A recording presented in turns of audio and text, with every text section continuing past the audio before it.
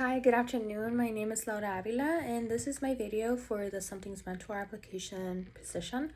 And so I'll be looking at the top of my screen just because I have another monitor to remind me of the questions. But yeah, this is the video. So to answer the first question about what I'm most passionate about and why, I would definitely say mental health. I majored in clinical psychology and global health as part of my time at UC San Diego. And this passion came long before college. It started actually while I was in high school. At the time, I started my freshman year in person, and then mid semester was, or mid year, it was interrupted by COVID, right? And so we were sent back home. Unfortunately, we had one student commit suicide. And from there, my organization, which was HOSA, it was a club that I had just started being involved in. We wanted to do a lot more for mental health, and so I started getting to know what mental health was, what it did, how it affected people, and it also made me reflect about my own needs and own mental health struggles. As someone who lost her father to cancer, there were a lot of things that I didn't process at the time when that happened, and that was back in sixth grade. And until freshman year of high school did I realize that it was my mental health. And so that lack of information led me to want to be the person to educate other people, to give them information about just the ways that they can educate themselves, support their well being, being there for each other, and so on and so forth. So that just led me to want to support others, be a mentor to other people, be a peer supporter. And that just came to show me a lot more things. It's a chain, right? Like mental health is not just, hey, fix your depression and anxiety, but it's where does the anxiety come from? Where does the depression come from? What can we do to work with it? And how do we give this person the power to choose where they want to go next, how to take care of their mental health, even if they don't have access to therapy. And so once I got to college and realized that chain that's tied to mental health and mental health outcomes, did it make me realize that public health, prevention, early intervention, having a support system, having peers and mentors is part of mental health and helping individuals, right? And so now that's what I can say I'm most passionate about is community work, specifically in the role of mental health. But the why comes a lot more from me perceiving the needs that I had, plus the ones that other people in my community did, and wanting to take some action upon that. So, for question number 2, what professional, academic, or extracurricular experience are you most proud of accomplishing and why? I would say that professionally and academically, they're sort of tied. I think the biggest thing would be being able to go back to my high school and actually be part of the change that I just mentioned for question 1. I was hired as an independent contractor for a website called Together for Wellness, Juntos por su Bienestar. And my role was basically to do a lot of translation, find resources, do some outreach. But I took the opportunity to talk to my program manager and tell him, hey, how about we try to implement these resources onto a high school? Like, let's go to a high school, do like a 2-week curriculum about learning about mental health and community interventions using the website, and we give students the opportunity to build a resume, plus also gaining some mentorship not only from me but from other people in our group. And so that's what we did. And for once, I was finally able to go back 3 years later to my high school and see what changes I was able to make, how much stuff I've learned from high school, and so on. And I felt the most proud knowing that I was able to connect with the students that I was talking to, them being able to talk to me about their issues, also answer their questions, their curiosities, and being able to have that two-way learning process for both of us was truly the most proud I have been of accomplishing the project. And just knowing that I brought them resources that would be super helpful. So it was definitely a fulfilling experience for me. And I hope that it was also for the students that I got to work with. So the third question, what is the most challenging experience that you've ever been through? What about the experience made it challenging? Personally, I can say that the most challenging experience was moving away from home. And well, also my dad was sick. So this happened back when I was in fourth grade. My dad was diagnosed with stage 4 cancer, and I was sent to live with my grandparents in the United States, away from Mexico.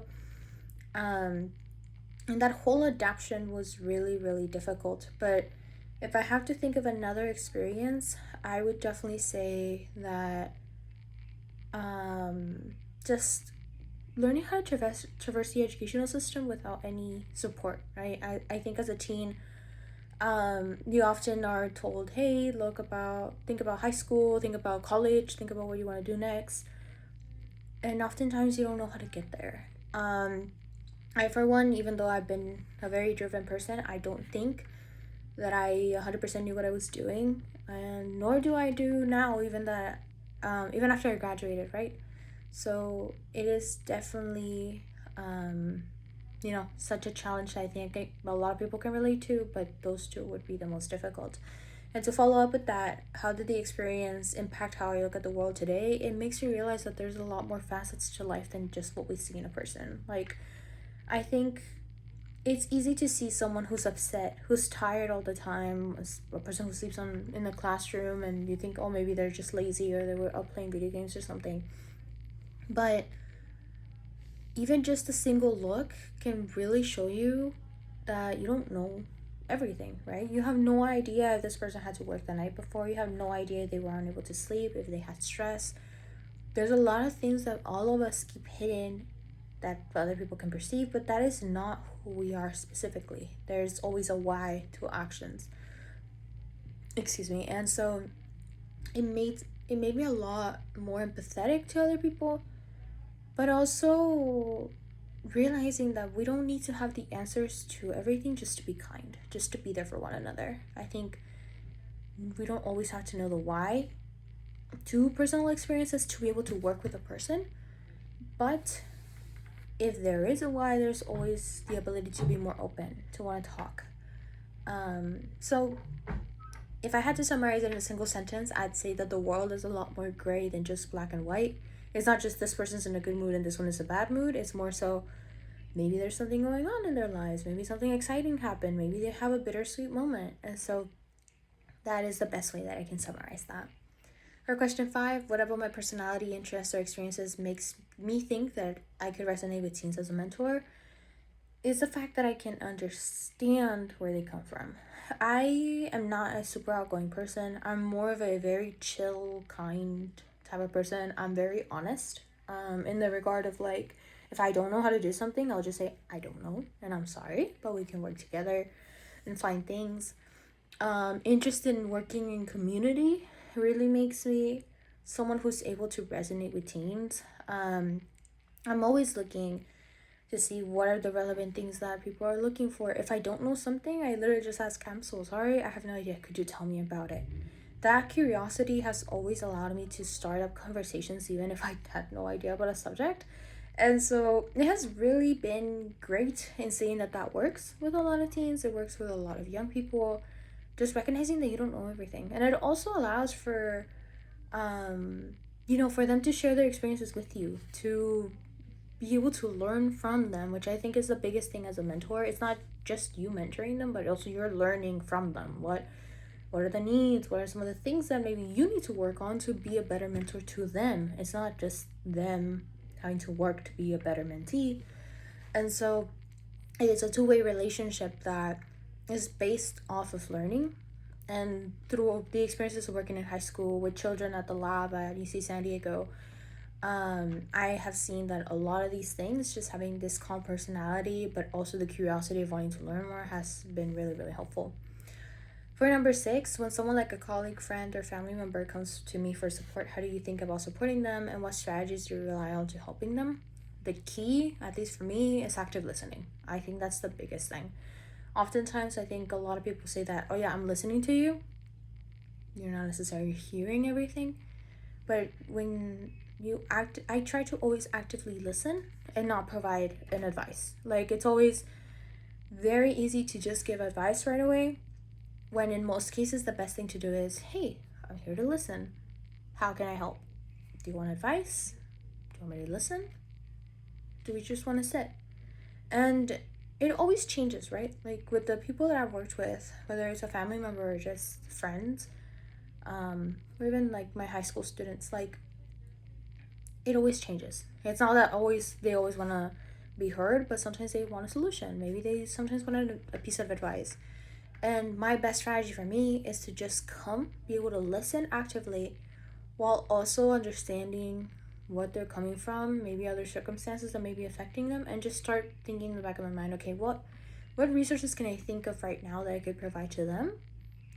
And hopefully they can trust me enough to, keep coming to me, or that I can refer them to a resource that might be helpful to them. But it's always based off of like honesty and active listening, just actually being there to listen to the person. For number 7, what is the most complex project, task, problem, or situation you've ever solved? How did you organize, approach, and solve to overcome it? I think the biggest one right off the bat would be my work with the Show Me the Data Lab. With them, I did a lot of coding, watching lectures from professors at UC San Diego. And the most complex problem that I've found is that I am not a good coder. I am not someone who does well at visualizations with R or with Excel even.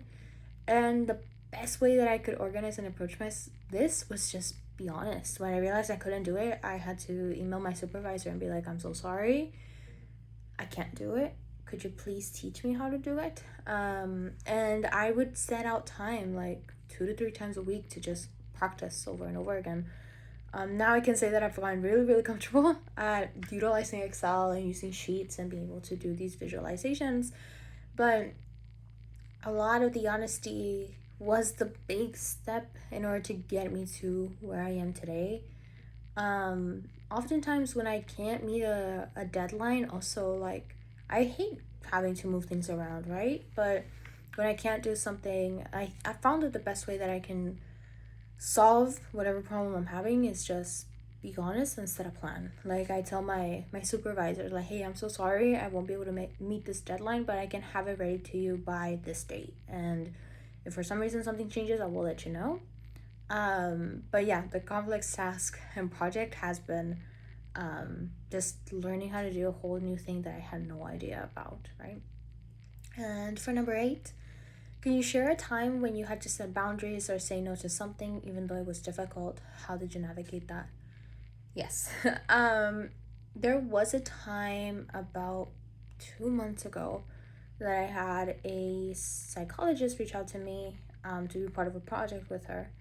And initially I had said yes, just because I didn't have anything going on. Once I realized that I wasn't going to be able to support her project just because I had a lot of stuff going on, I said no. The person didn't react too well, right? Because initially I said yes, but I had to give a full-on explanation that I just, I couldn't do it. I had a lot of responsibilities, that I would be happily open to work with her in the future. But at the moment I couldn't do it, and I wanted to perform the best job that I could if I was going to be working with her, and if she allowed me to be a volunteer with her right now, I wouldn't be able to give her my 100%. So it was very difficult. I had to definitely have multiple conversations, but in the end it did allow me to perform a lot better, not only in my coursework, but also for her to find a volunteer that had the good amount of time that she needed, while also keeping a good relationship with the person. So it was hard, but it worked out in the end. On question 9, sorry. On a scale of 1 to 10, how would you rate your current emotional regulation and ability to manage intense emotions? What helps you stay regulated? I would say that I'm at an 8, and not because I would say like I burst out emotionally. I just feel a lot of things sometimes. I think all of us have work to do when we're talking about emotions. Some people don't touch them, some people feel them a lot and really strongly. For me, I can say that it can be very difficult. The way that I manage to stay regulated is just literally taking time out of my week to just process, to write down everything that I'm feeling, any frustrations, any sadness, any new concerns that might be arising. If I need to have a cry, I have a cry. Like, um, it is just a matter of giving myself time to actually feel what I need to feel before I start feeling guilty about even feeling an emotion in the first place. Um, and yeah, I try to do things that I enjoy, right? Like drawing Legos, like I have in the back. Um, so yeah, it's being able to find a support system, things that allow me to cope, but also realizing that it's okay to feel those emotions and give myself the space that I need to feel those things. And the last question is, what has been the period of greatest change for you in your life? How did it make you feel and how did you handle it? I would say right now. Right now is my biggest period of change. I just graduated college as of Saturday last week, and I didn't have a job lined up or an internship or anything. Where I am, the job market is really, really difficult. There's not a lot of positions for people going into public health, going into global health, psychology, even.